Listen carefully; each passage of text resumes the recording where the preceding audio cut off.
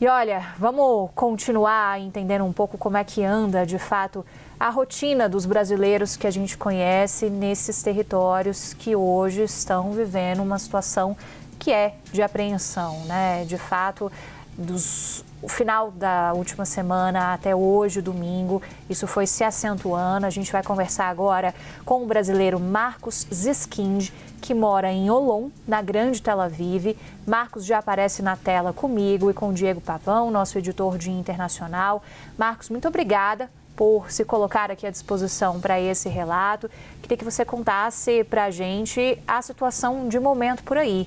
Em Jerusalém já houve essa permissão para andar pelas ruas. Como é que está a situação onde você mora, perto de Tel Aviv? Eu moro a 6 quilômetros em linha aérea de Tel Aviv, cerca de 12 minutos a 15 minutos de carro. A Grande Tel Aviv, incluindo a minha cidade, Holon, Rishon LeZion, Bat Yam, Herzliya, recebemos instruções de entrarmos nos abrigos antiaéreos, estivemos no abrigo antiaéreo e recebemos autorização já de sair.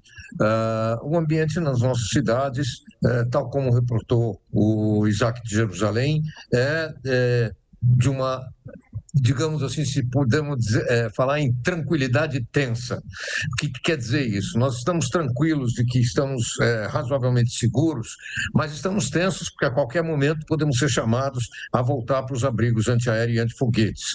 Os foguetes iranianos chegam aqui em Israel com uma potência inacreditável, não sei se é de conhecimento do seu ouvinte, mas o foguete do Irã até aqui, ele consegue voar a uma velocidade de 5 vezes a velocidade do som, fazendo esse percurso em 12 minutos, é um percurso equivalente à distância entre Buenos Aires e Rio de Janeiro, praticamente a mesma distância.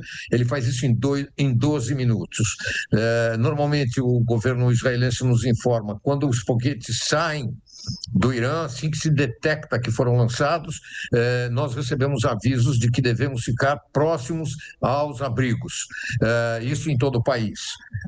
Depois de 8 a 10 minutos, a trajetória dos foguetes passa a ser conhecida, então se sabe quais são os lugares onde há alguma probabilidade desses foguetes chegarem, e aí estes lugares exclusivamente recebem por sirene e por aviso sonoro a informação de que devem se dirigir aos abrigos antiaéreos. Se os foguetes estão se dirigindo a uma área onde a gente não está localizado, a gente não recebe essa segunda leva de informações e estamos liberados de entrar no abrigo antiaéreo. Se, por outro lado, as sirenes nos nossos telefones tocam, vem junto a informação de que é hora de entrar para o abrigo, e aí nós temos 1 minuto e meio para chegarmos aos abrigos, que em Israel é mais do que suficiente, porque a quantidade de milhares ou dezenas de milhares de abrigos espalhados pelo país permitem que qualquer cidadão, em um prazo de até 1 minuto e meio, consiga entrar em um abrigo. Eles estão disponíveis nas residências, nas farmácias, nos bancos, nos supermercados, shopping centers, etc. Marcos, obrigado pela sua participação aqui com a gente na CNN. Eu queria perguntar para o senhor sobre exatamente essa questão dos abrigos. Né? Existe, claro, eu nunca passei por uma situação dessa, mas eu imagino que quando todo mundo está ali junto, num abrigo, num bunker, que seja, todo mundo deve se sentir muito assim no mesmo barco, né? E eu queria saber como é que é esse senso de comunidade que vocês têm aí. O que vocês conversam? Como é esse momento dentro do abrigo, esperando por uma notícia sobre segurança ou não, se pode sair, se não pode sair? Como é que é esse momento? Boa pergunta, excelente pergunta, porque nós precisamos dividir quais são os tipos de abrigos. Por exemplo, eu vivo na cidade de Holon. Em Holon, há 20 anos, todo edifício novo é obrigado a ter um abrigo dentro do apartamento. Então, eu, por exemplo, que moro num edifício que tem 7 anos de idade, eu tenho um abrigo dentro da minha casa, que ele é abrigo antiaéreo, antifoguetes e também anti-bombas químicas, né, gases. Então, isso está dentro da minha casa. Então, no meu abrigo, eu, minha esposa e meu neto, que vive conosco. Esse é um tipo de abrigo domiciliar, que tem todo edifício em Israel com menos de 15 anos, na cidade de Holon e em algumas outras cidades com menos de 20 anos. Depois nós temos um segundo tipo de abrigo que é chamado de miklat. O miklat é um abrigo subterrâneo, E público. O que quer dizer público? Edifícios têm um abrigo subterrâneo que, então, são os edifícios mais antigos. Ao invés de ter dentro de casa, você tem que descer de todos os andares e se desce para o abrigo subterrâneo. Aí sim existe o que você chamou de reunião comunitária. E existem os abrigos que também são miclates nas ruas, para que as pessoas possam entrar, quem estiver passando por algum motivo não tem tempo de chegar até em casa, tem o miclate. Na maior parte dos supermercados, nos aeroportos, na maior parte dos bancos, etc., o abrigo é comum na minha casa, ele é um quarto, não é subterrâneo. Nos abrigos comunitários, logicamente que as pessoas conversam e tudo mais. A sensação aqui, ela é mista. Existe, em primeiro lugar, a sensação de segurança, porque esses abrigos são extremamente seguros. Para você imaginar, nenhuma das vítimas que nós tivemos até agora, e infelizmente nós já contamos 250 vítimas, nenhuma delas estava dentro de um abrigo. Quem estava dentro de abrigo, ainda que a explosão tivesse sido sobre sua própria casa, não sofreu. Eu poderia até mencionar um caso específico do sobrinho de um amigo muito próximo. Ele estava numa casa que tinha um miclate, que é o abrigo subterrâneo, dentro de casa, uma casa de 2 andares. Ele entrou no abrigo com a namorada, a futura esposa, e com os futuros sogros e o irmão da namorada, desceram para esse abrigo no subsolo da casa, e a casa foi atingida em cheio. Eles demoraram 3 horas para ser evacuados, porque os destroços não permitiram que os bombeiros chegassem até a porta do abrigo. Mas quando foram finalmente liberados, não havia acontecido absolutamente nada com eles, estavam absolutamente protegidos. A casa foi, infelizmente, foi demolida, mas os que estavam no abrigo não sofreram nada. Então, o abrigo, ele efetivamente é uma proteção importantíssima. E nos abrigos públicos, onde você tem um grupo de pessoas maior, normalmente se conversa sobre o que está acontecendo, se conversa muito quais são as perspectivas futuras, e num país como Israel, onde a política domina uma parte muito grande das conversas, também se conversa sobre política. Ô Marcos, uma dúvida que eu tenho quando você trouxe para a gente esse relato sobre alguém que você conhece e que foi vítima desses ataques, mas ainda bem estava protegido, e no momento em que as pessoas saem desses abrigos e veem suas casas completamente destruídas, a primeira dúvida que vem na minha cabeça é: como reconstruir essas casas? Há um subsídio do governo israelense nesse sentido? Como que isso se dá? Ótima pergunta. Em primeiro lugar, eu quero te dizer que não é tão comum você sair e encontrar a casa destruída.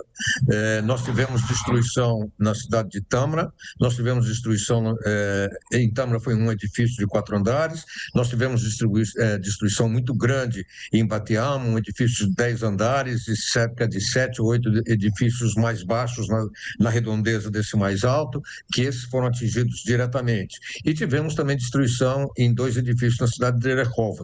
Então, não é que há destruição direto em todo lugar do país e tal. Agora, há subsídio, o governo subsidia a reconstrução, sem dúvida nenhuma. Há um seguro nacional que garante esses prejuízos. Não são só os edifícios que são destruídos, logicamente carros que estão na imediação são destruídos, lojas sofrem e tudo mais, mas todos eles recebem um apoio governamental para a sua reconstrução. Marcos, a gente vem falando aqui muito sobre esses sistemas de defesa antiaérea de Israel, esses sistemas que interceptam os mísseis, os foguetes. A gente falou do Domo de Ferro, que é o mais famoso, do Estilingue de Davi e também do sistema Flecha. São sistemas que realmente têm uma precisão e uma eficiência alta, mas que ao mesmo tempo, em determinados momentos em que o espaço aéreo fica sobrecarregado de mísseis, de projéteis, alguns acabam não conseguindo ser interceptados e aí caem, causando destruição. Eu queria saber do senhor o quão confiante a população, os israelenses, a sua comunidade, vamos dizer assim, é nesses sistemas de defesa antiaérea. Qual que é o sentimento em relação à segurança que eles passam? é imensa, segurança é imensa. Você veja que nós já tivemos bem mais do que 300 mísseis balísticos atirados contra Israel nas últimas 48 horas.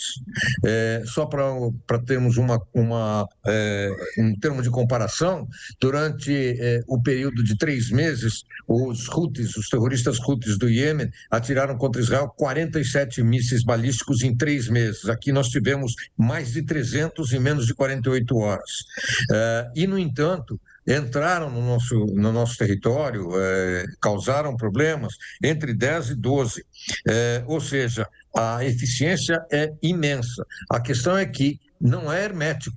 Infelizmente, não é hermético. Se você breca 80% e passam 20%, ou se você breca 90% e passam 10%, ou se você breca 97% e passam 3%, esses que passaram vão fazer danos extremamente grandes.